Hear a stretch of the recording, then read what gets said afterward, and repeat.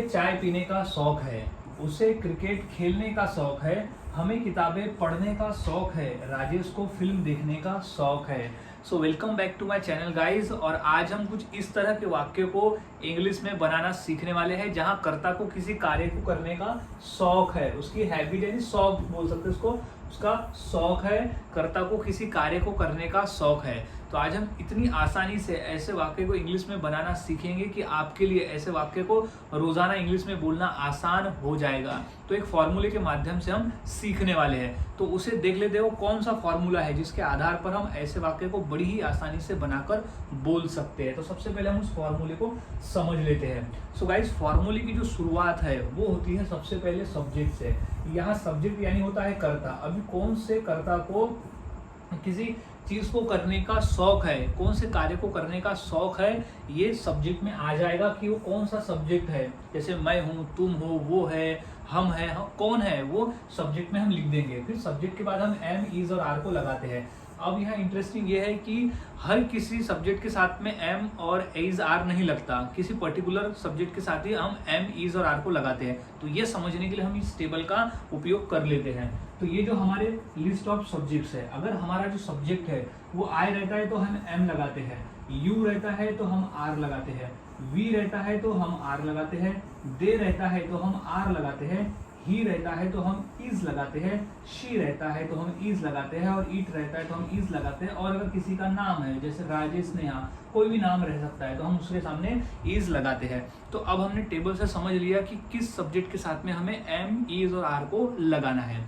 तो अब हम आगे बढ़ते हैं। अब प्लस फॉन्ड ऑफ, ये ही इंपॉर्टेंट है, यही तो इंपॉर्टेंट है। फॉन्ड ऑफ का ही तो मतलब होता है कि शौक है, फॉन्ड ऑफ का ही मतलब होता है कि शौक है, फॉन्ड ऑफ का ही मतलब होता है शौक है, शौक है, फॉन्ड ऑफ। तो ये फॉन्ड ऑफ जो है वो कॉमन रहेगा इसी जगह में। अब प्लस वी प्लस आईएनजी, अब क्रिया का यहाँ पर आ जाएगा आईएनजी फॉर्म। आईएनजी फॉर्म मतलब कौन सी क्रिया को करने का शौक है वो हम आईएनजी फॉर्म में लिख देंगे। कौन से क्रिया को करने का शौक है ये हम सिचुएशन के हिसाब से लगाएंगे।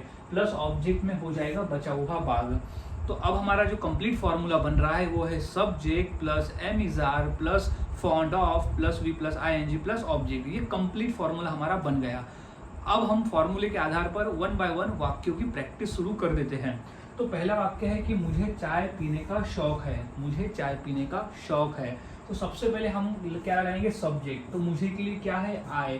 तो सबसे पहले हम बोलेंगे आई।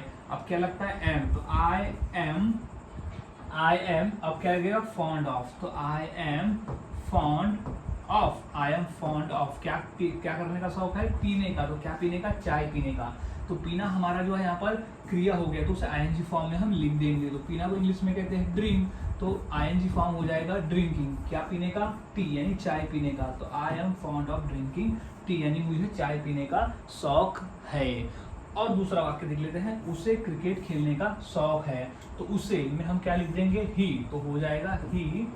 अब क्या लगेगा, इज, एम इज आर में से इज, तो ही इज। फिर लग जाएगा फॉन्ड ऑफ। यहाँ फॉन्ड ऑफ का ही मतलब होता है कि शौक है। तो फॉन्ड ऑफ क्या करने का, क्रिकेट खेलने का। तो खेलना क्रिया हो गया, तो हम उसे आईएनजी फॉर्म में यहाँ लिख देंगे प्लेइंग।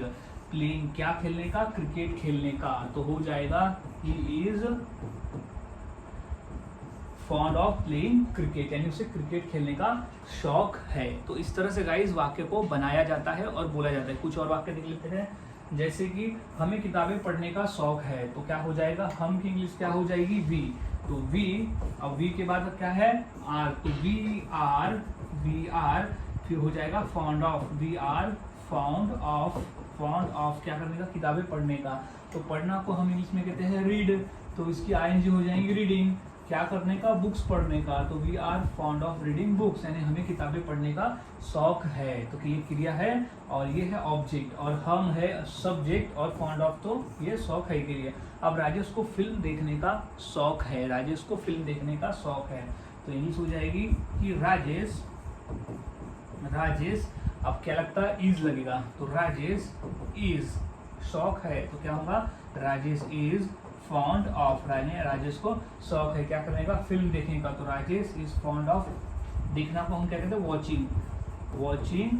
क्या देखने का? मूवीज। तो वॉचिंग मूवीज। तो Rajesh fond of watching movies, यानी राजेश को फिल्म देखने का शौक है। Rajesh is fond of watching movies. तो इस तरह से गाइस वाक्य बनते हैं। और वाक्य देख लेते हैं, क्योंकि जितना अधिक हम प्रैक्टिस करेंगे उतना अच्छा है। अब उन्हें गाना सुनने का शौक है, तो उन्हें के लिए क्या है हमारा? दे। तो दे क्या हो गया हमारा? सब्जेक्ट। तो क्या हो जाएगा? दे। तो दे के बाद क्या लगेगा? आर। तो दे आर। अब क्या है? फॉन्ड ऑफ, यानी शौक है। तो दे आर फॉन्ड ऑफ क्या सुनने का? गाना सुनने का। तो फॉन्ड ऑफ सुनना को इंग्लिश में कहते हैं लिसनिंग। तो लिसन, और उसका फॉर्म है लिसनिंग टू म्यूजिक या सॉन्ग। लिसनिंग टू सॉन्ग्स, यानी उसे गाना सुनने का शौक है उन्हें। अब है उसे नाचने का शौक है, उसे के लिए इंग्लिश क्या हो जाएगी? ही। तो ही के बाद हम क्या सब्जेक्ट लगाते हैं? इज। तो ही इज फॉन्ड ऑफ, यानी शौक है। तो क्या हो जाएगा? फॉन्ड ऑफ, यानी शौक है क्या करने का?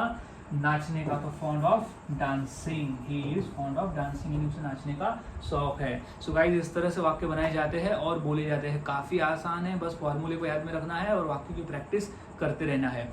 अब इसी फॉर्मूले के आधार पर मैं 2 वाक्य देता हूँ। इंग्लिश क्या होगी मुझे मेरे कमेंट सेक्शन में जरूर बताएं। जैसे हमें इंग्लिश सीखने का शौक है और मुझे घूमने का शौक है, तो ये 2 वाक्य की इंग्लिश क्या होगी मुझे कमेंट सेक्शन में जरूर बताएं। और हाँ गाइस, इसी तरह से कम नहीं तो भी 100 वाक्यों की प्रैक्टिस तो जरूर करें, क्योंकि जितना अधिक आप प्रैक्टिस करोगे उतना आसान हो जाएगा। और हाँ गाइस, मैंने इसी तरह से 300 फॉर्मूले तैयार किए हुए हैं। टोटल 300 फॉर्मूले तैयार किए हुए हैं जो हम रोजाना के बोलचाल में बोलते हैं, ऐसे वाले। तो आप आसानी से इस 300 फॉर्मूले के पीडीएफ को आप मुझसे 150 में खरीद सकते हो और प्रैक्टिस शुरू कर सकते हो। सो कांटेक्ट करें मुझे मेरे इस नंबर पर और इस पीडीएफ को आप आसानी से खरीद सकते हो। सो गाइज मिलता हूँ ऐसे ही और नए फॉर्मूले के साथ अगली वीडियो में। तब तक के लिए चैनल के साथ बने रहे, वीडियोस को देखते रहे और इसी तरह से रोजाना प्रैक्टिस करते रहे।